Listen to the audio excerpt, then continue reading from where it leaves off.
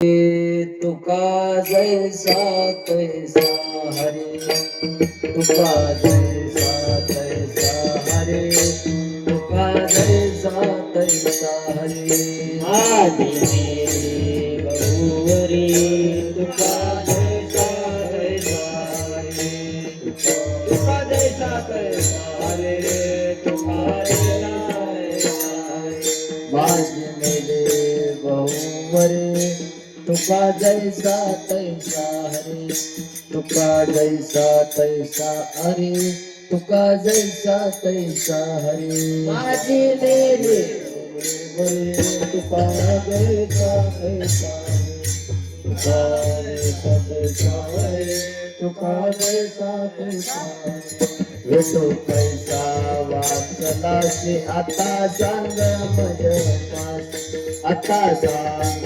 मजपासे आता सांग मजपासे वाचलाशी आता सांग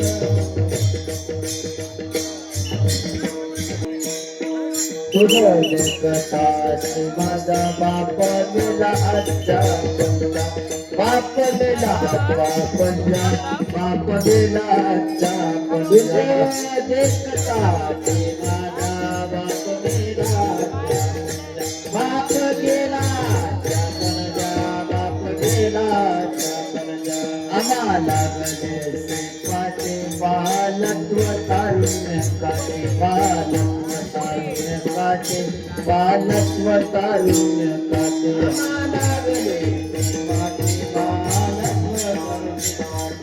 बालत्व तारुण्य काटे बालत्व तारुण्य काटे तुझं पावले से मागे कोणी नसता वादे लागे कोणी नसता वादे लागे कोणी नसता वादे लागे पावले मागे कोणी नसता वादे लागे कोणी नसता वादे लागे कोणी नसता वादे लागे भेटो पैसा वाचलाशी आता सांग मत आता सांग मत पासे आता सांग मत पासे लागलाशी आता सांग मत पासे आता सांग मत पासे आता सांग मत पासे तुका म्हणे तुझ्या अंगे मज देखता लागले मज देखता लागले अवघे मज देखता लागले अवघे अंगे मज देखता लागले मज देखता लागले अवघे मज देखता लागले तुका म्हणे तुझ्या अंगे मज देखता लागले मज देखता लागले अवघे मज देखता लागले तुका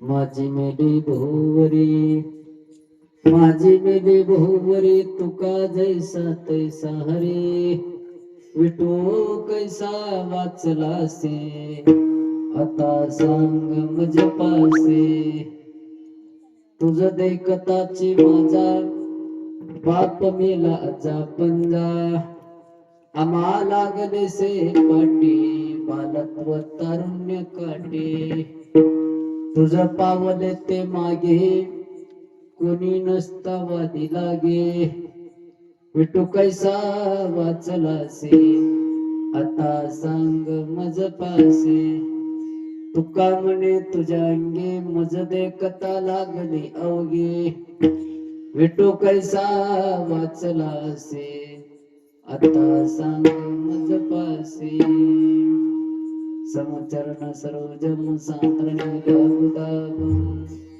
जगन्नेत पाणी मंडनं मंडनानं तरुण तुलसी माला कंजनं कुंजनेत्रं सदैदौलासं विठ्ठलं चिन्तयामि पांडुरंगा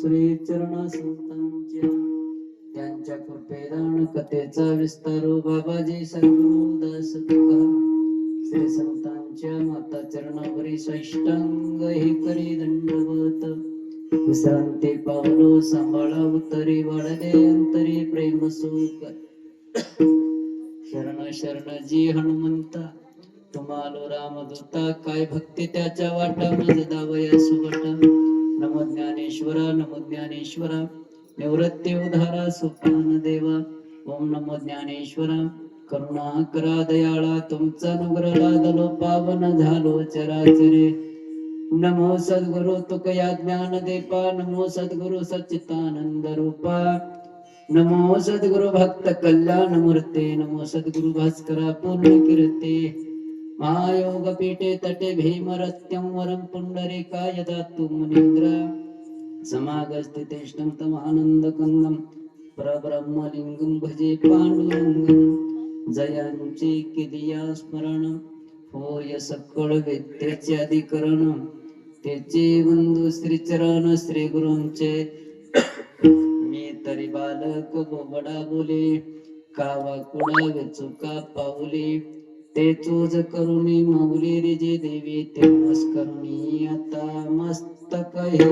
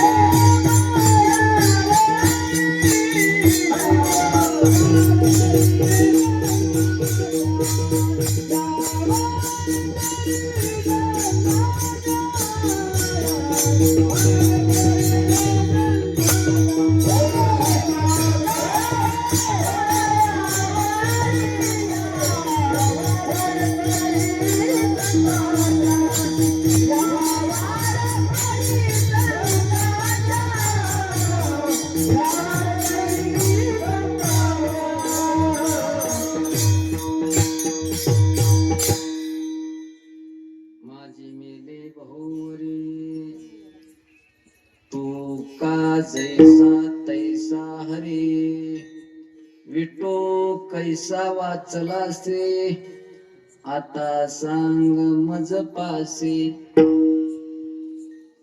आज आपल्या पुण्यनगरी येते परंपरेपासून चालत असलेला अखंड हरिनाम सप्ताह सप्त्यातील चौथा दिवस.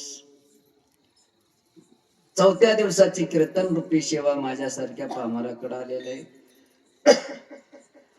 आज कीर्तन रूपी सेवेकरता जो निवडलेला अभंग आहे, श्री संत शिरोमणी जगतवंद्य जगतभूषण जगद्गुरु तुकोबारा यांचा 6 चरणाचा 4092 मधला सर्वांच्या पाठांतला, सर्वांच्या परिचयातला, किंबहुना सर्वांच्या कानपाठांतला असा उत्कृष्ट अभंग निवडलेला आहे. या अभंगामध्ये श्री संत शिरोमणी जगतवंद्य जगतभूषण जगद्गुरु तुकोबारा यांनी अनंत ब्रह्मांडाचा नायक, स्वयंपाक, जगाला निर्माण करणारा, पालन करणारा, पोषण करणारा, मारणारा, तारणारा, देणारा, घेणारा असा देव आहे. त्या पांडुरंग परमात्म्यासोबत वाद घालतात. म्हणजे देवाला तुकोबारायांनी भांडण करतात. आता काय भांडण करतात या अभंगातून तुम्हाला कळू. गायक म्हणून मूल्य बरोबर आणि या अभंगामध्ये जगद्गुरु तुकोबारायांनी देवासोबत वाद घालतात, भांडण करतात. बघा, भांडण कशात बी राहू नये. भांडण असलं तर संसार नीट झालं नाही, परमार्थ कसं नीट होईल, है का नाही? भांडण राहिलेला काही फायदा आहे का?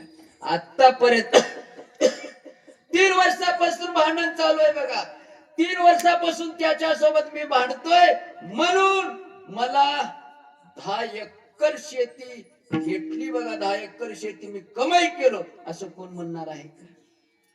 दोन भावाचं भांडण पेटलं, फक्त धुराच म्हणतात का शेतात?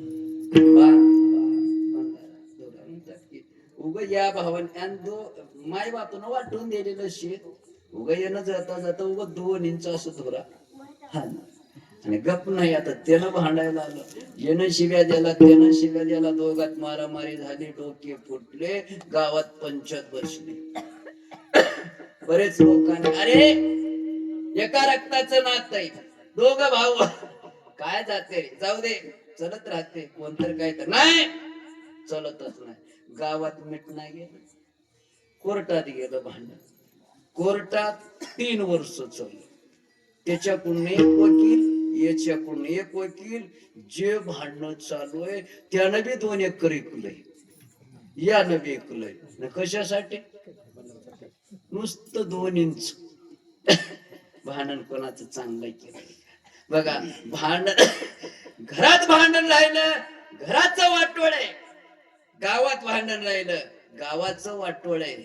भजनात भांडण राहिलं, 2 पार्ट्या झाल्या. हो का नाही?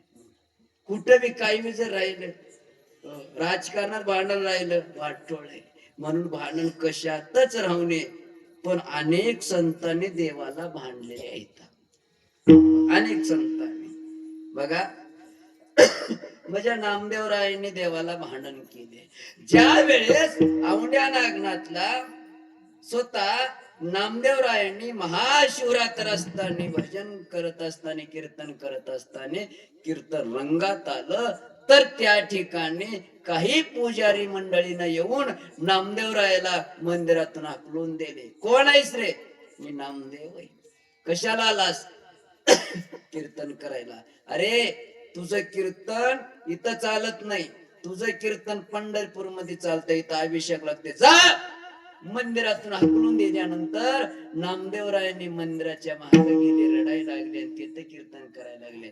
त्यावेळेस नामदेवरायला राग आलं आणि नामदेवरायने देवाला भांडण करतात. ए देवा, तुझा माझा कार्य वैरकार, दुःखाचे डोंगर दाखविषे. काय तुझं माझं भांडण आहे आणि एवढं वैरपणा काय? नामदेवरायांचं भांडण आहे. एका 5 वर्षाच्या पोराने बी भांडलं देवाला. असं म्हणतात, चोखोबारायला फक्त मंदिराच्या पायरीला शिवल्यामुळं पंढरपूर मधले काही लोकांनी चोखोबरायला झाडाला बांधले आणि चौकामध्ये मारायला लागले. सोयराबाई आणि बायको आली, विनंती करते, सोडून द्या हो माझ्या मालकाला, कशाला मारता, सोडून द्या. जाऊ द्या म्हणे, जाऊ द्या. हो सोडून द्या. गा बस, बाजूला हो, वाटून टाकलेला आहे तुझ्या नवऱ्यानं देवाला, बाजूला हो. पायरीला हात लावते, त्याची लायकी आहे का, पात्रता आहे का, काय बोलणार. बघा, कर्ममेळा नावाचा 5 वर्षाचं पोरग आलं, रडायला लागलं, अंगाचे सालपट निघाले, कातोडे निघाले चोखोबरायांचे, लालबुंद रक्त भंबाळ झालेलं आहे. बघल्यानंतर पोराने सगळ्याच्या पाया पडतात. बाबा पाया पडतो रे, माझ्या बापाला सोडून द्या म्हणे. आतापासून तुमच्या पंढरपूर मध्ये सुद्धा आम्ही राहत नाही, चंद्रभागेच्या पलीकडे आम्ही राहतो बाबा, पण माझ्या बापाला मारू नका. लात रागानं त्या लोकांनी त्या 5 वर्षाच्या लेकराला लात मारलं. राग आलं त्या लेकराला, रागानं देवाच्या कळसाला बघितलं आणि बाहेरून म्हणायला लागलं, देवाला शिव्या देतो, भांडण करतोय. ए देवा, जन्म गेले उष्टे खाता, अरे लाज नाही तुझ्या चित्ता. अरे आमचं उष्ट खाण्यामध्ये जन्म गेलं, पण माझ्या बापानं भजन सोडलं नाही, लाज वाटत नाही का? माझ्या बापाला लोकांनी बांधून मारतात आणि तू विट्यावर उभा टाकलास. हे देवाला भांडण नाही. पण देवाने काहीच बोलत नाही, आपलं भांडण वेगळं. आता बघा, गावामध्ये सप्ताह झाल्यावर राहिलेलं भांडण मिटाव का वाढाव, कसं होला दे म्हणाला. आलेलं महाराज गावातलं भांडण मिटून जावाव का लावून जावाव म्हणाला. कसं करायला असलं राहून कोण्या गोष्टीला बी भांडण झालंय. आता कीर्तनकार महाराजांनी बोलता बोलता जर एखादा जर कोणाचं नाव राहून गेलं तासून सगळ्याचं नाव घेते. कीर्तन झालं की एकट्यानं लाकूड घेऊनच माझ्या पुढं आलं. म्हणलो काय झालं, तुम्हाला कोण बोलेल? तूच बोलीलास, तूच बोलीलास. माझं नाव घेतलं का तुम्ही? मला तुला बायको आहे का? हा, तिला शास्त्र घालून घे म्हण केलं बाबा. एकानं पंक्तीमध्ये अर्ध कीर्तन झालं की टप म्हणे खाली बसले. बसल्याबरोबर त्याला विचारलो काय झालं? मला अपमान केले गावच्या लोकांनी. अरे काय अपमान झालं? मला चाल दिलेत का? अरे म्हणलाच की पहिली चाल, माग दिलेत पुढे दिलेत का? कुठेही ते काल्याचं कीर्तन झालं. एकाच्या घरी जाऊन मला बसली, महाराज पंगत बसली, तुमची गाडी जाईना, बसा. पंगत उठतो की आमच्या डेरावर महाराज तुम्ही काय जेवणा काय ना, तुमच्यामुळं माझ्या पोटावर माती पडते, मी जेवून घेतो पंक्तीचं, जा बापू. शेवट असताना अर्ध जेवण झाले की पळत आलोय, महाराज सारू द्या म्हणलं, सारू द्या. म्हणलं काय झालं? काय नाही म्हणलं, आता धोंड्याशिवाय मारच नाही तिथं. कस काय मारामारी धिंगाणा चालू आहे म्हणलं, लाकडं धोंडे. अरे आता सगळे एकामेकाला काल्याचं प्रसाद देऊन पाया पडला ते. हो पाया पडला ते, आता धोंडेच आहेत म्हणलं. मी म्हणलो आपला नंबर काय सांगता येते, काय सांगता येते? अरे कशामुळे भांडण आहे? काय नाही म्हणलं, वर्णामुळे, पियाचं वर्णामुळे भांडण. सगळं असलं झालेलं आहे. पण भांडावं, भांडण्यापासून फायदा तर मिळावं. तुकोबराय भांडण करतात का? भांडण बघा, आमच्या जनाबाई भांडण करतात. जनाबाईच्या घरी देव आले. आल्याच्या नंतर काम केले करत असताना एक दिवस जनाबाईला झोप लागली. भगवंताने झोप लागल्यानंतर फाट्याची वेळ झाली. काकडा करणारे मंडळी देवाला उठवायला लागले. उठा पांडुरंगा प्रभात समयो पात्र, वैष्णवाचा मेळा गरुडा पाहे दाटला, वाळवंटा पासून महाद्वारा पर्यंत. बस असं म्हणल्याबरोबर देव पळत निघाला. देवाला आठवणच नाही, काय आठवण नाही. आता घोंगड घेऊन जावं का नाही? हो, ते घोंगड तिथं ठेवून जनाबाईचं वाकड घेऊन पळून गेले. दागिने तिथंच आहे. सकाळी दार काढून बघल्यानंतर देवाच्या अंगावर दागिने नाही, चोरी झाली. कोण केली बघा. अंगावर वाकड वाकड कोणाचं आहे बघा म्हणलं. अंगावर घोंगड नाही, दागिने नाहीत, वाकड आहे. एका म्हातारीनं म्हणली ते वाकड तर जनीच आहे. वाकड कळते का? आहे का तुमच्या? कुठं आहे आता? वाकड शिवणारे बी नाहीत, माय पांघरून घेणारे बी नाहीत. वाकड आताच्या काळामध्ये पांघरून घेतलं तर गरम, आतरून घेतलं तर नरम, बांधून ठेवलं तर भरम. चोरानं जर उचलून नेलं त्याचं पुटकं करत. वाकड आता कुठे देवाच्या अंगावर लागले. जणीच चला जनाबाईच्या अंगाने गेले, जणीला धरले. तू चोर, तूच देवाचे दागिने. नाही हो, मी चोरत नाहीये. बघ घरात बघल तर दागिने बी दिसले. सुळावर द्या या पोरीला. घेऊन निघाले सुळावर देण्यासाठी. लोकांनी म्हणलं तिला शेवटची इच्छा विचार, काय गजने, काय इच्छा आहे का? हो, देवाकडे मला न्या म्हणलं, देवाला एकदा बघायचं. मध्ये नेले. मध्ये नेल्याबरोबर तिनं म्हणजे तुम्ही बाहेर राहा, देवाला मी एकटीच बघतो. दार लावल्याबरोबर देव थर थर थर घामच फुटतो. रुक्मिणी म्हणली देवा तुम्हाला का थंडी ताप आलाय का? काय नाही म्हणलं रुक्मिणी. तिनं आली बघ जणी. हा हा हा आता तिचं अंतर बघ कसं आहे म्हणलं, कसं लालबुंद डोळे आहेत. तिनं आता काय करते बघ. जनाबाई पुढे आली, असं उजवा पाय पुढे ठेवली. भांडायचं माय ते तुम्ही जसं भांडता आम्हाला भांडता येईल. गडी माणसाला लाकडानं मारून घेताना कोर्टात फिरता, तुम्ही मारून घे ना, भांडून घेता. असं उजवा पाय पुढे आणि उजवात वर केले, भाया वर केले आणि देवाला शिव्या द्यायला लागले. अरे विट्या मूळ मायेच्या कारट्या, तुझी रांडरणकी झाली, तुझे गेले रे मडे, तुला पाहुणी काळ रडे.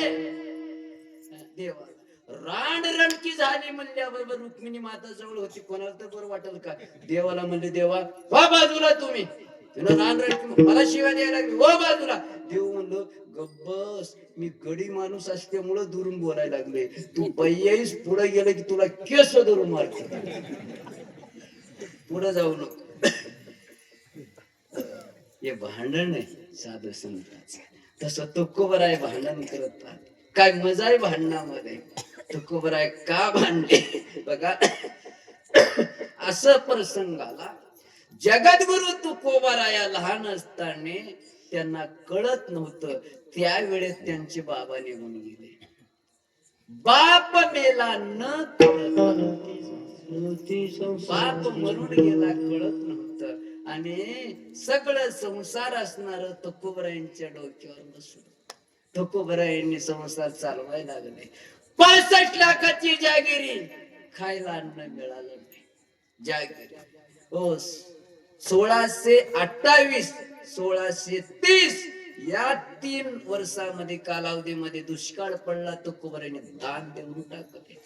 दान देण्यामध्ये काहीच उरलं नाहीये बघा. असा प्रसंग आला. डोळ्यात देखत माय न मरून गेली. बघता बघता आई गेली, न कळता बाप गेला आणि बायको मरायच्या पातळीवर आहे.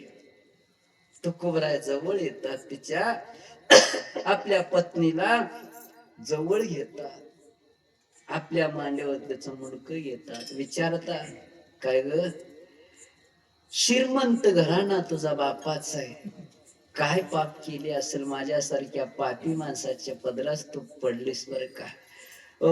3000 एकर तुझ्या बापाचा उसाचा मळा, एवढं श्रीमंत घराणा तुझं, पण भिकाऱ्याच्या घरी तू पडलीस बर का. दुर्भाग्य आहे तुझं. म्हणू नका महाराज, मी भाग्यवान आहे, दैववान आहे, नशिबवान आहे, प्रारब्धवान आहे. का ग काय नाही महाराज, सौभाग्याचं मरण मला या लागलेलं आहे. अजून माझ्या नवऱ्याच्या मांडीवर माझं जीव जायला लागलेलं आहे. याच्यापेक्षा भाग्य कोणाचं चांगलं आहे. पण महाराज एवढंच विनंती, मरत असताना तुमच्या हाताने एक घास अन्नाचा माझ्या तोंडात ठेवा महाराज. आणि तुमच्या हाताने एक घास अन्न खातो आणि तुम्हाला निरोप देतो. तुकोबारायच्या डोळ्यात पाणी आलं. तुकोबाराय रडतात, देवा काय काय हालात केला श्री आमचं. अरे बायको मरायला लागली, अन्न मागायला लागली, पण एक घास अन्न देण्यासाठी माझ्याकडे राहिलं नाहीये. बघा, अन्न अन्न अन्न करता बायको निघून गेली, दूध मिळालं नाही, मुलगा मरून गेला, चारा नाही, जनावर निघून गेले. तुकोबारायला त्यावेळेस राग आला. तुकोबारायने मंदिरात गेले. गेल्याच्या नंतर लोकांनी आवडतात, तुकोबा काय झालं, वा बाजूला, मला देवाला बोलायचं. मध्ये गेले, दार लावले. लावल्यानंतर देवानी बघतात, तुकोबारायला म्हणतात, तुकोबा काहीतरी आज अवतार वेगळं दिसलं. हो देवा, आज मी भांडायला आलो. अरे बाबा, भांडायला आलास का? तुझं माझं एवढं प्रेम आहे आणि भांडण कशामुळे? हो देवा, माझं म्हणणं आहे, हो आतापर्यंत 7 पिढ्यापासून परमार्थ केलेले आम्ही, माझे सगळेच मरून गेले. माझं म्हणणं आहे, तू का मेला नाही? साभंगाचं पहिलं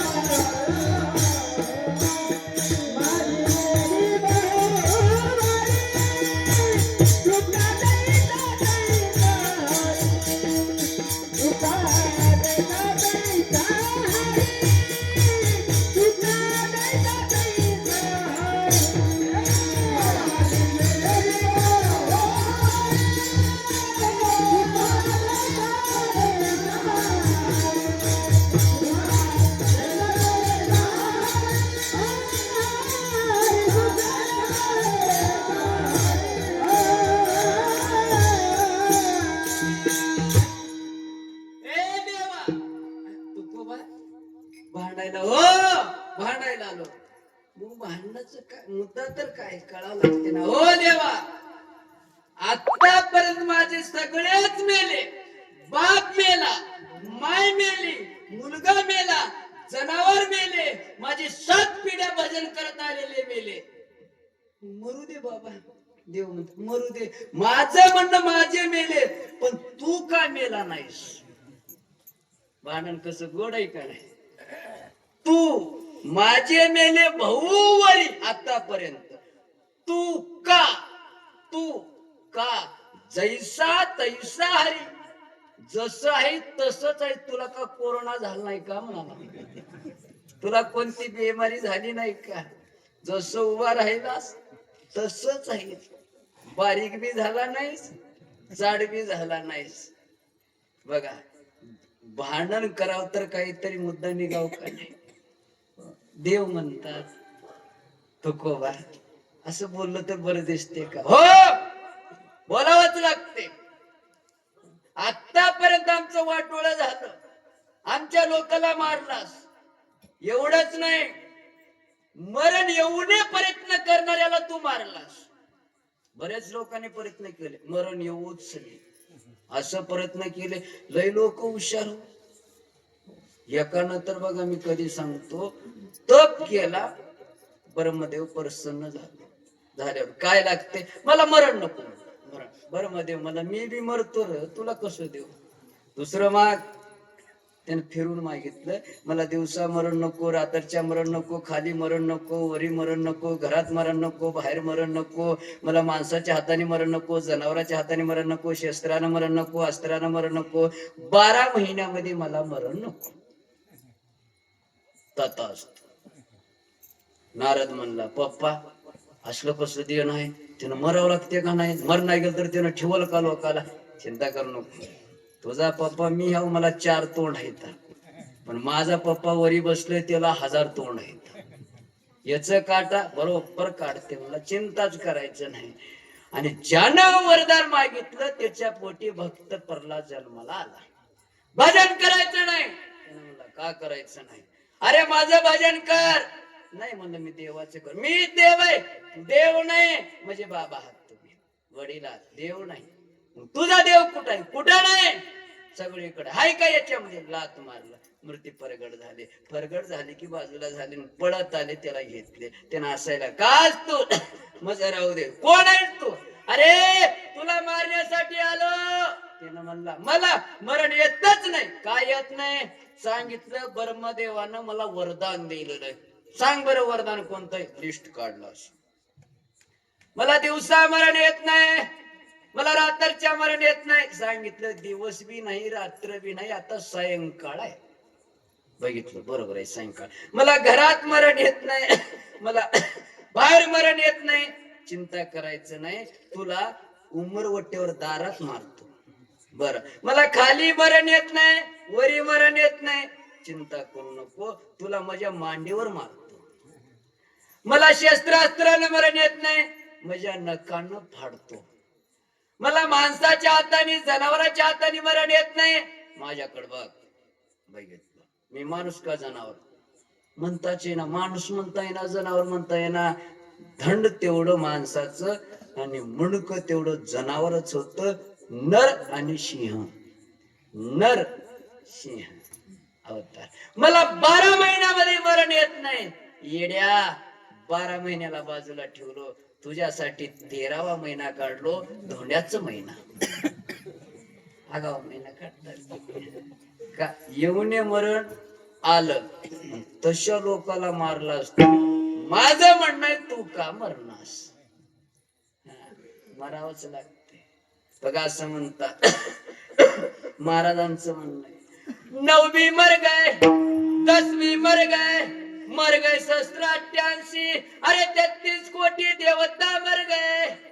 हे देवा, 9 ग्रह गेले, 10 अवतार गेले, 88,000 ऋषी मुनी गेले, 33 कोटी देवाला घेऊन टाकलास.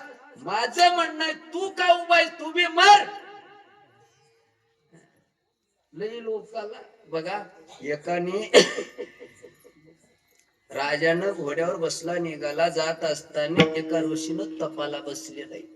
तपाला बसल्यानंतर राजानं पाणी मागितलं. तपाला बसलेल्या माणसाला काय नाही, बोललाच नाही. माझा अपमान केल्यामुळं राजाला राग आलं आणि राजानं मेलेलं साप त्याच्या गळ्यात टाकलं. गेला नाही. आणि त्या महात्म्यानं काहीच बोलला नाही, पण महात्म्याचा मुलगा शृंगी नावाचा मुलगा होता. आलं माझ्या बापाचा अपमान केलेला आहे म्हणून राग आलं. त्या मुलानं शाप देऊन टाकला. ज्या माणसाने हे मेलेलं साप गळ्यात टाकलेलं आहे ते साप जिवंत होईल आणि 7 दिवसाला, इथून 7 दिवसाला त्याला चावल आणि तो मरून जाईल. बाप शमीक ऋषी आहे. बघितला बाळा, ज्याला तू शाप दिलेला आहेस ना, तो साधारण राजा नाही, अर्जुनाचा नातू आहे. अरे आईच्या पोटामध्ये असताना देवाने त्याला दर्शन दिलेलं एवढा मोठा राजा आहे. फक्त वनामध्ये येत असताना दुर्योधनाचं टोप म्हणजे किरीट, हो टोपी आपण घातल्यामुळं त्याची बुद्धी भ्रष्ट झाली. म्हणून दुसऱ्याची टोपी तिसऱ्यानं घालू नये म्हणतात की नाही. कस का म्हणजे काय ते बुद्धी भ्रष्ट होती. बरं चांगलं माणसाची टोपी आपण जर घातलं तर चांगले गुण येईल, पण चोरी करणाऱ्याची जर टोपी आपण घातलं तर आपण त्या संगतीमध्ये बसू, बुद्धी भ्रष्ट हो. जाता सांग त्या राजाला. पळत गेलो, सांगितलं राजा माझ्या मुखातून शब्द निघाले, 7 दिवसाला तुला सरप चावणार आहे, तो मरणार आहे. बर काय करा. शुक मुनीला बोलून घेतले आणि श्रीमद भागवत कथा ऐकायला लागले. 7 दिवस बसले, डोळे झाकले, फक्त ऐकायचं.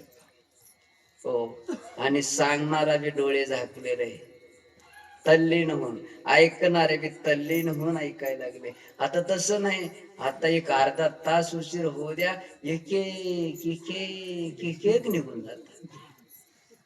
आता सांगणारे जास्त वेळ हिंमतच राहिली नाही. आता ते कसं झालंय, आता काही कीर्तनकार लोकांनी रडत सांगतात की नाही. आता उग आमचा मी सांगून बर राहील, अशा या दस्तीला झेंडूबाम लावून आणतात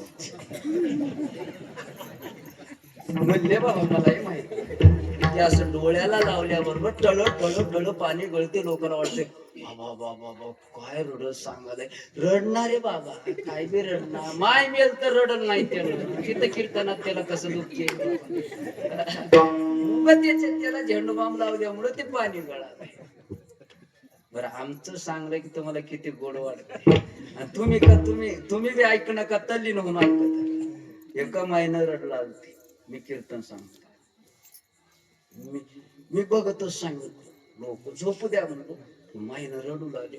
माईला वाटलं माझं कीर्तन कळालं. कीर्तन झाले की पाया पडायला आले. माय काय कीर्तन ऐकलीस माय, एवढं सांगलं सगळे झोपले, पण तू मला बघत रडलीस माय. माझं कीर्तन किती तुला कळालं. अरे बापू मला काही बी कळलं नाही, तुझं कीर्तन माझ्या डोक्यावरून गेलं. रडायला काय झालं बापू, आता बी दुःख येऊन आलंय. का दुःख येऊन आलंय, माझ्याकडे बोकुड होत, बोकुड, आणि ते 2 दिवस झालं मरून गेलंय, आणि त्याला बी तुझ्यावनी दाढी होती. काय सांगा बापू, त्या दाढीला बघलं तर माझ्या बोकडाची ध्यान होऊ लागली. म्हणून बघा आता जिवंत आम्हाला बोकड गेले कोण. तल्लीन होऊन ऐकायला लागले. 7 दिवसापर्यंत प्रेक्षक राजानं शुकमुनीच्या मुखातून असणार, सुखदेवाच्या मुखातून असणार श्रीमद भागवत महापुराण कथा ऐकले. आणि 7व्या दिवसापर्यंत एक बंगला बांधायला लावले प्रेक्षक राजाने. कसं बंगला, काचेचा बंगला, एकच खांब आहे त्याला, 500 फूट उंच, वरी काचाचा बंगला. मध्ये जाऊन बसले. बसल्यानंतर मध्ये बसलेला माणूस बाहेर बघल्यानंतर लोक दिसतील, पण बाहेरच्या माणसाला मधलं दिसणार. असं सांगतात पुराणामध्ये, वारं सुद्धा मध्ये जात नव्हतं. का, आता प्रेक्षक राजाला वाटलं साप येईल कसं, मला चावल कसं, मी मरल कसं. किती प्रयत्न मोठे प्रयत्न केले, पण 7 दिवसापासून उपाशी होता. त्याला भूक लागलते. आणि खालून एका आजीबाईनं जांभण बोर इकत निघाले. यानं म्हणलं आजी काय फळ आहेत बापू. म्हणला मला देतोस का, मी 7 दिवसापासून उपाशी. हो देतो की बाबा देतो. असं वंजळ कर दे. आणि शिपाईला जाऊन दिलं की त्याने घेतला. आता फळ खावा म्हणला, 7 दिवसापासून उपाशी. एक बोर घेतला, बोर दाता खाली ठेवला, चावला, अर्ध बोर तोंडात आहे, अर्धा हातात घेतला. त्याच्यामध्ये आळी निघाली. अरे बाबा किडा आहे मला, आळी आहे मला, असं फेकला. फेकल्याबरोबर ते आळी सरप झाली, लगेच त्याला चावली, तो मरून गेला. देवाचं म्हणणं आहे, एवढं प्रयत्न केले तर तेला सोडला नाहीस. माझं म्हणणं आहे, तू का मरत नाही? तू का जैसा तैसा हरी. देवाने म्हणले तुकोबा, मग तुझ्या मनामध्ये मी मरावा असं आहे सांग, एकदा सांगून टाक. म्हणजे मी मरावं असं तुझ्या मनात असलं तर तुकोबरायने म्हणले तू मरावं असं माझ्या मनात नाही देवा. मग मरत नाही असं बोलायला लागलास. मी मरावं, मी तू मरावं माझ्या मनात नाही, पण तू कोणी औषध घेतल्यामुळं जगू नाहीस, वाचू नाहीस, ती औषध आम्हाला सांग. म्हणजे मी बी ती औषध घेतो. अभंग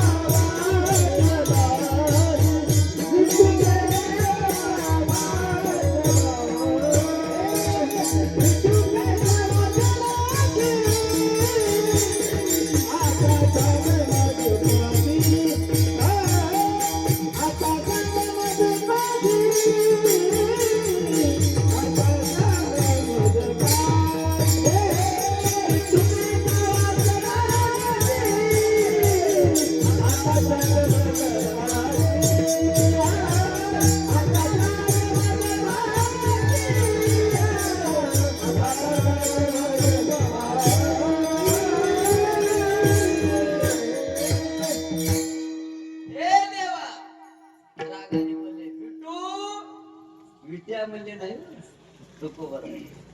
ए विटू, विटू कैसा वाचलास, तू मेला नाहीस, आम्हाला आनंद आहे. तू मरू नको, पण तू वाचलास कशामुळे तेवढं सांग. आता सांग माझ्यापाशी. म्हणजे आम्ही बी ती औषध घेतात आणि आम्हाला बी मरायचं. म्हणजे तू वाचलास ना, मग आम्ही का मराव? आम्हाला बी मरायचं नाही. बघा, भांडण करायला लागले, पण भांडण केल्यामुळे फायदा आहे का नाही? पण रागामध्ये आलं तर रागात येणाऱ्याला काहीतरी समजूत घालावच लागते. देवानी म्हणले तुकोबा तुकोबा तसं नाही, तसं नाही, नाही सांगावंच लागते, चालतच नाही. म्हणजे राग शांत करण्यासाठी उगा हातका वयना फिरवावं लागते. बघा, उगो भांडण करणारी एक म्हातारी होती. तिच्या भांडणामुळं नातूच सोयरीकच होत नव्हती, सोयरीकच होत नव्हती. एक दिवस राग आलं, सोयरी येऊ राहील म्हणण्यामध्ये या म्हातारीला घरात टाकले, बाहेरून कुलूप लावले एका खोलीत. सोयरी आले, सोयरीक झाली. सोयरी गेल्याच्या नंतर लग्नाची तारीख काढले, डेट काढल्यानंतर सोयरी निघून गेले. मग कुलूप काढले. म्हातारी म्हणजे काय झालं परा, मला सोयरी आलता मध्ये टाकून कुलूप घालतोस का? तू लय बोलतोस, उग भांडण करतोस. तुझ्यामुळे तर मी एक 40 वर्षाचा झालो, सोयरीकच होईना तुझ्यासाठी. म्हणून तू झाली का सोयरीक? झाली, सोयरीक झाली. बरं झालं बापू, मी 80 वर्षाची म्हातारी झालो. नाही म्हणलं आजी, तू लग्नाला येऊच नको. तू जर आलीस भर लग्नामध्ये लग्न मोडून जाते. तुझं तोंड उभं बसणार, तू काहीतरी बोलतोय, शिव्या देतोस, कोणाला तर भांडण करतोस, चांगलं लग्न वाटपड होऊन जाते. नाही रे बापू, 80 वर्षाची म्हातारी झालो मी, आतापर्यंत कशाला जगलो तुला माहित आहे का? फक्त तुझ्या डोक्यावर अक्षदा बघा एवढंच. पण तू काही बोलणार, काहीच बोलणार, गप्प बसतो, काहीच बोल. घातले तिला टेम्पो मध्ये नेल्यावर लग्न ठिकाणी. आता म्हातारी आहे ती ना बाप, तिला जिथं गादी पलंग बासनं राहतात की तिथं नेऊन बसली. तिनं बसली, असं बघा बसली. येणं बाहेरूनच म्हणलं दोन का बरं बोललीस की बाबा बोल. तिनं बोलणार, चलो रे बाबा गप्पच बसलो. मी काय म्हणालो, ग बसलो गाप गाप गाप. ते काय ते जन्मता असलेलं सवय, ते म्हणतात की हा डागलं तर लागलेली सवय, लागलेली सवय हा लागलेली सवय डागल्यानं जायना. आता तिला भांडायची सवय होती. कसं तिला भांडण का करत होती तर तिनं स्वतः म्हणतो ती मला भांडण करजो का ना जीर्ण खाल्लेलं बरोबर. आता बघा ते एक पोरगा आलं, लहान पोरग गिलास उचलला, केली सुरुवात. बघ याला भेटत नव्हते का? असल्या चोरी करणाऱ्या गावामध्ये सोयरी केलाय बघा. सगळे गावचे चोर निघाले, बसला देणे घेऊन चालले, सुरू केले. सगळे म्हणजे बघा सांगा नवरदेव मला मी बी जाईना बाबा. आता तिचं डोकं फिरलेलं आहे म्हणला. तिनं जवळ गेले की तिनं बोलला पहिला मजा कानसळ्यामध्ये सन्मान देते मला मी जायला. लोक म्हणले असं भांडल्यामुळे सोयरी. आता झालेलं लग्न सुद्धा धिंगाणं होते बरं. तुझा त्यानं भेद गेला त्यानं हुशार होता बरं. त्याला 2-4 भाषा येत होते. त्यानं भाषा बदलून बोलला. हे आजी म्हणले काय झालं ओके सच्चू म्हण. सच्चू म्हणजे कळते उगा मर, तेलुगू मध्ये भाषा उगा मर म्हणायची गोष्ट. त्यानं एक शब्द तेलुगू म्हणलं, एक मराठी म्हणलंय, उगा सच्चू म्हणलं. सच्चू म्हणलं तर त्याला वाटत काय म्हणलं असं तुला काय म्हणलं असतो. आता मर म्हणलंय जर तिला कळालं, एवढ्या लोकांसमोर मी नवरदेव असताना बी मला मारते. काय म्हणा त्याने मला आजी तसं नाही म्हणले, लय वाढवड झालं मी बघालो इथं बसून आहे, तुझं तोंड कोरडं पडून गेले, तिच्यासाठी तू जेवण करून घे म्हणा. तिनं म्हणली बापू एवढं लवकर मी कसं सचूर, अगोदर तू सच, अगोदर तुझी बायको सचू दे, तुझे सासू सासरे सचू दे, आलेलं वराड सगळं सचू दे, बँड वाजणारे सचू दे, हो लग्न लावलेलं महाराज सचू दे, युट्यूब चॅनल वाले बी सचू दे, सगळे गावचं गाव सचू दे. माझं काय बापू मी सचलत सचतो, नाहीतर अजून तसं 2-4 वर्ष राहतो. राग शांत करण्यासाठी समाधान करावं लागते. तुकोबा मी कसं वाचलं जाऊ दे की मर म्हणत जाऊ नको तुकोबा, बरं नसते. आपल्या दोघांचं लई प्रेम आहे तुकोबा. देवा मी काय एवढं रागानं बोललो माहित नाही का? मला काही माहित नाही. हो आतापर्यंत गेल्या मागांचे जाऊ द्या, पण तुझ्या समोर आणि माझ्या समोर माझे कोण मेले माहित आहे का तुला? ऐका लक्षामध्ये, दुनिया मेले मला त्याची काळजी नव्हती, पण माझ्या देखत तुझ्या देखत कोण मेले, कोण मेले सांगा म्हणल्यानंतर तुकोबारांनी अभंगाचे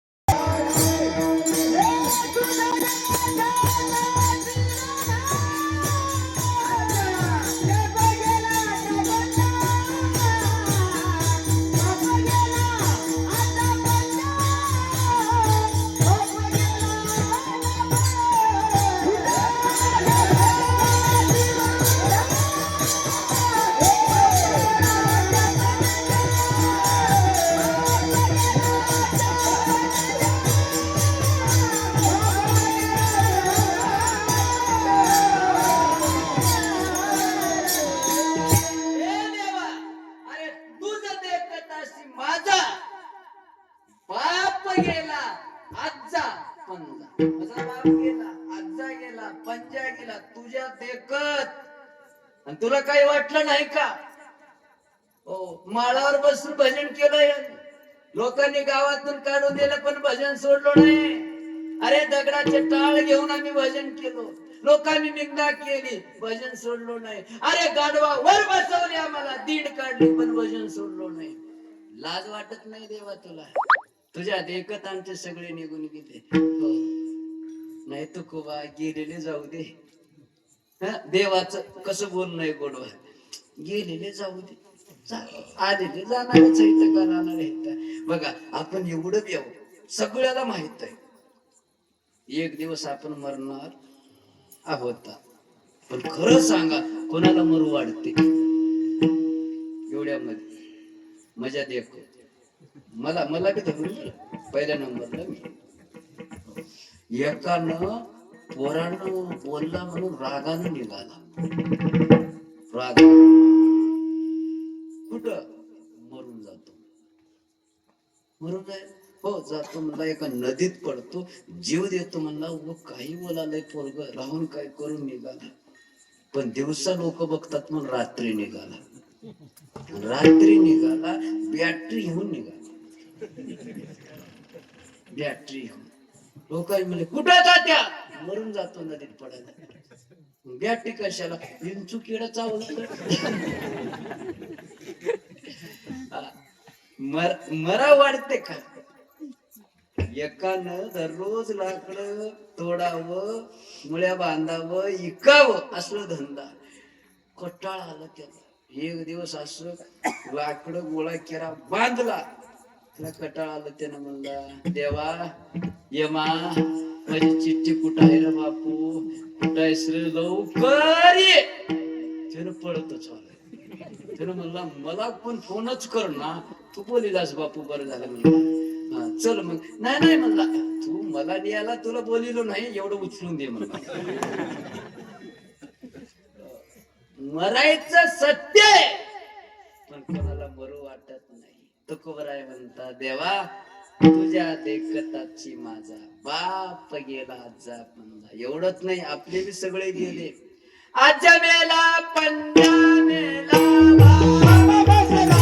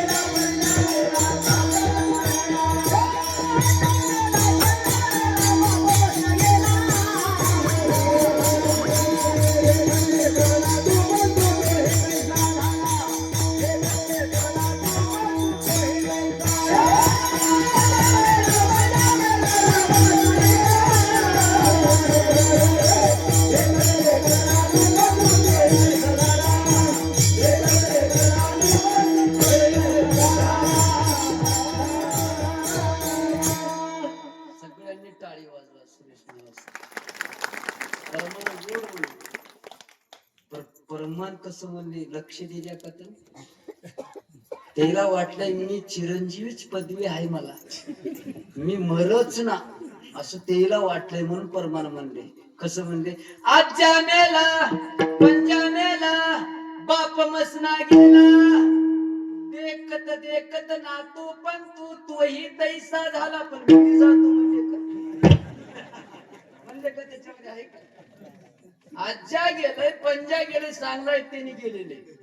आज्या मेला पंजा मेला आणि बाप गेला, त्यांनी म्हणतात मजा देखत नातू पंतू तोही तैसा झाला. पण मी बी जातो म्हणणं मग त्याच्या मनात हा मी बी राहतो कोणी नाही. कोणीच राहण्यासाठी म्हणून देवा कोणीच राहण्यासाठी आलं नाही हो. माझं म्हणणं आहे देवा माझे गेले देव म्हणता तो कोवा असलं बरं नसते.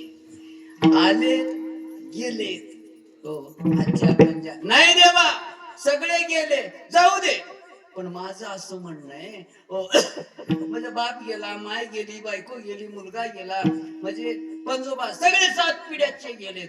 आता मला बी इतकी वाटायला लागलं माझं बी नंबर लागल म्हणून अभंगाच्या 4थ्या चरणामध्ये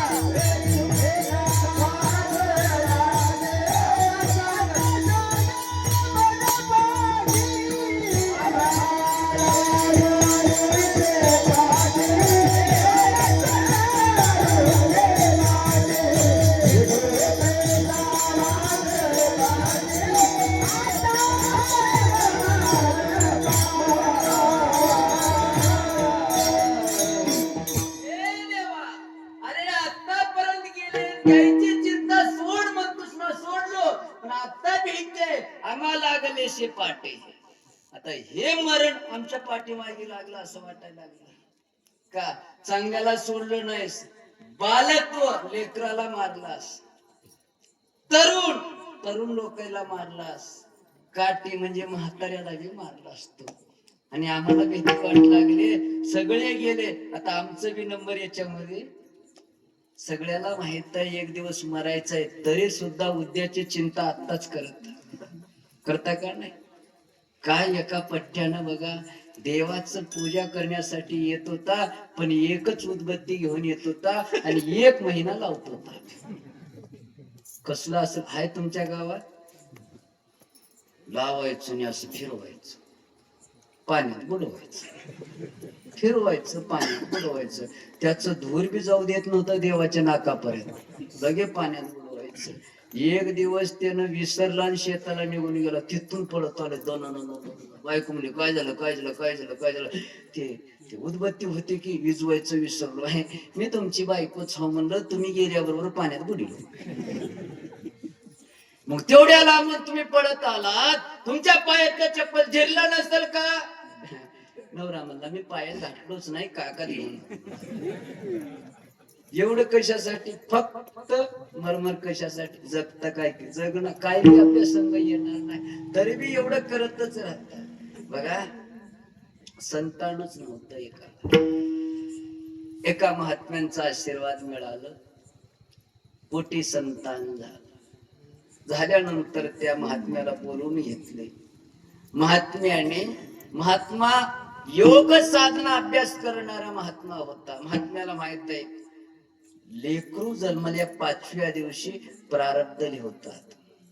महात्म्याने 5व्या दिवशी दाराला बसले रात्री 12 वाजता सटवीन आली, मध्ये गेली आणि लेकराच्या कपाळावर प्रारब्ध लिहले. निघाल्या बरोबर त्या महात्म्याला दिसलं, महात्म्याने हात धरलं. ए बाई, कोण आहेस तू? महाराज, मी सटवे.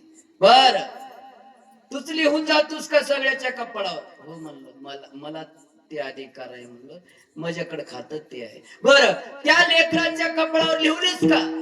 हो महाराज, लिहून. काय लिहलीस सांग बरं मला. महाराज, मला लिहता येते, वाचता येईना. लिहायचं कळते पण वाचिता कळला बघा मला. असं आहे का? बरं, मग हे कोण वाचित? आता मी गेले की त्याला पाठवून देतो, त्यानं येऊन वाचिते. असं आहे का? कधी? आता लगे मला जायला एक अर्धा तास लागते, त्याला यायला अर्धा तास, एका तासामध्ये त्याने येते. असं का? हिनं निघून गेली.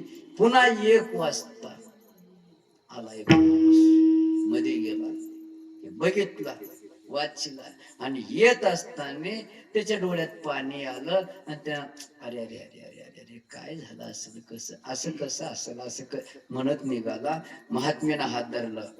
कोण होतो मी? मी कोणी का असे ना, काय लिहलेलं आहे तेवढं सांग. नाही महाराज, सांगता येत. सांगा, वच लागते, मी सोडत नाही. महाराजाचा अधिकार मोठा होता. सांगितलं, महाराज काय नाही म्हणलं, मुलगा चांगला आहे, गुणवान आहे, पण त्याचं आयुष्य कमी आहे. किती आयुष्य आहे? फक्त 12 वर्ष जगणार आहे. 12 वर्षाच्या नंतर तो जगणार नाही, तो मरणार आहे. कसं मरणार आहे? कोण्या दिवशी मरणार आहे? सांगितलं, अमावस्या दिवशी पोळा, बैल पोळा असते का नाही, त्या दिवशी अमावस्या भरल्या, अमावस्या दिवशी तो मरणार आहे. बरं, कशाला मरणार आहे? सांगितलं, त्याला साप चावणार आहे आणि तो मरणार आहे. असं आहे का? 12 वर्षाला? हो, 12 वर्षाला, पोळ्याच्या अमावस्या दिवशी. बरं, महाराजांनी कोणाला सांगितलं नाही, तो निघून गेला. दिवस निघाल्यानंतर त्या घरच्या लोकांनी, महाराज तुमच्या आशीर्वादाने मुलगा झाला आम्हाला. हो, काय नाही म्हणलं, तुम्ही विचार नाही म्हणलं, आता मी राहत नाही, 12 वर्षाला येतो. महाराजांनी ती आठवण ठेवली. 12 वर्षाला महात्म्यानं त्या उद्या पोळा, अमावस्या आज आले. 12 वर्षाला त्या महात्मा दिसले. घरच्या लोकांना आनंद वाटलं. बघा महाराज, बघा लेकराला तुम्ही आशीर्वाद दिलं. ज्या दिवशी नाव ठेवायचं 5व्या दिवशी तुम्ही, आज तो बघा आता 12 वर्षाचं लेकरू झालं. बघा, बघितलं महाराज, आता उद्या सण आहे म्हणलं, पोळा आहे, बैल पोळा आहे, आमच्याकडे जनावर येतात, मोठं सण करता. महाराज 100 एकर जमीन आहे आम्हाला, 10 बैल येतात, तुम्ही 1 दिवस राहावा. मी राहतो, पण मला एक आठ आहे. काय आठ? काय नाही म्हणलं, तुमच्या लेकराला उद्या सकाळी दिवस निघाल्याबरोबर माझ्या पशी बसवा. बसवतो, मी हाताला धरून बसणार, लेकराला मी उठू देणार नाही. जमते का? हो महाराज, तुम्ही दिलेला आशीर्वाद आहे म्हणलं. हा, बसवतो. सकाळी उठल्याबरोबर त्याला स्नान घातले, महाराजापाशी बसवले. महाराजांना हात धरूनच बसले. का? महाराजाला माहित आहे आज याला सर्प चावणार आहे, हा मरणार आहे. कसं मरणार? मरू मी मरू देणार नाही, असं हाताला धरलं. आता दुपारची वेळ झाली तरी पोरग आहे, लहान पोरग आहे, त्याला असं वाटायला लागलं आपण ते करता, हे करता, गोंडे आणता, बैलाला सजवता, झूल घालवता, आपण नेवता. त्याने मला, ए पोरा गप्प बस इथं, बस बस इथं. तर बस म्हणलं की ते बसलो. आता ते जायच. संध्याकाळचे 4 वाजले. आता ते नोकरदार लोक काय केले, ते उतरंडी असतात, त्याच्यामध्ये गोंडे वगैरे, झुला सगळे ते ठेवतात ना, पुढच्या वर्षी कामाला येतात.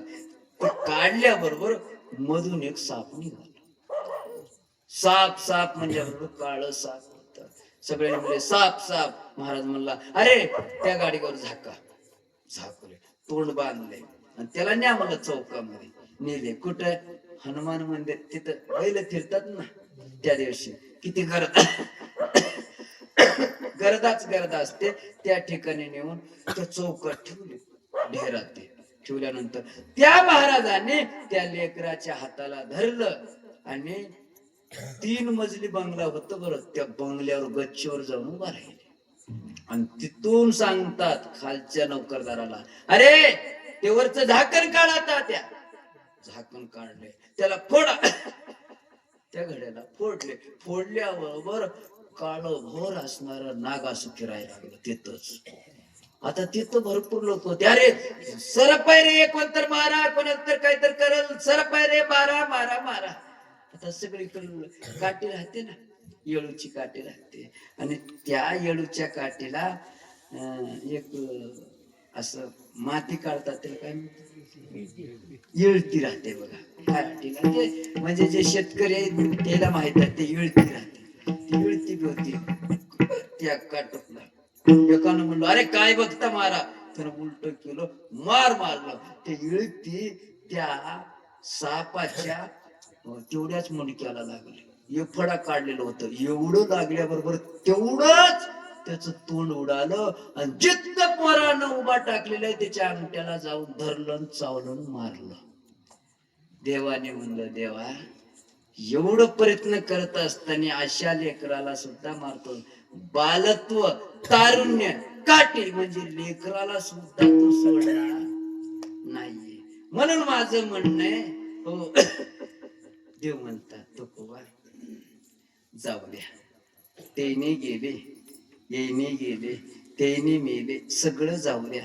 पण एवढ्या वर्षापासून एवढ्या लोकांमध्ये तुमचं प्रेम माझ्यावर किती आहे देव म्हणतात जगाला माहित आहे, आणि माझं प्रेम तुमच्यावर किती आहे जगाला माहित आहे. आता जर आपल्या दोघांमध्ये जर भांडण झालं तर लोकांना कसं बरं वाटते.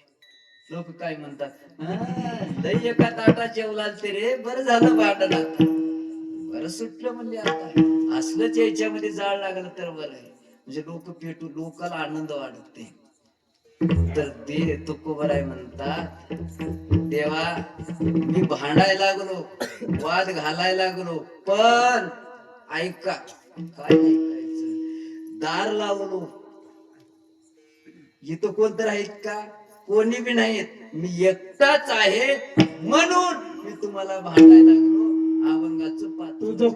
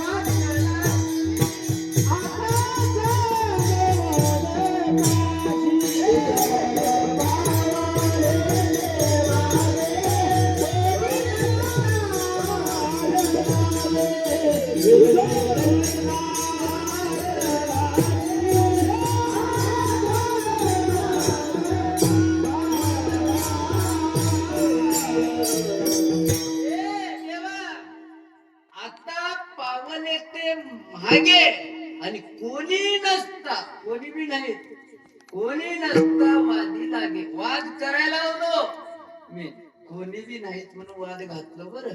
लोकांच्या समोर तुम्हाला कसं बोलल मी, लोकांच्या समोर तुम्हाला कसं शिव्या देईल मी. शिव्या देणार नाही देवा. कोणी नाही म्हणून दार लावलो, म्हणून लोक नसताना तुम्हाला विचारायला लागलो. बघा इथपर्यंत भांडण आलं. आता एकच चरण उरलं. आता इथपर्यंत भांडण आलं. तू देवाने तुकोबरायला मी कशामुळं वाचलो हे सांगणार आहेत बरं. कोणी जाऊ नका आणि कोणी झोपू नका.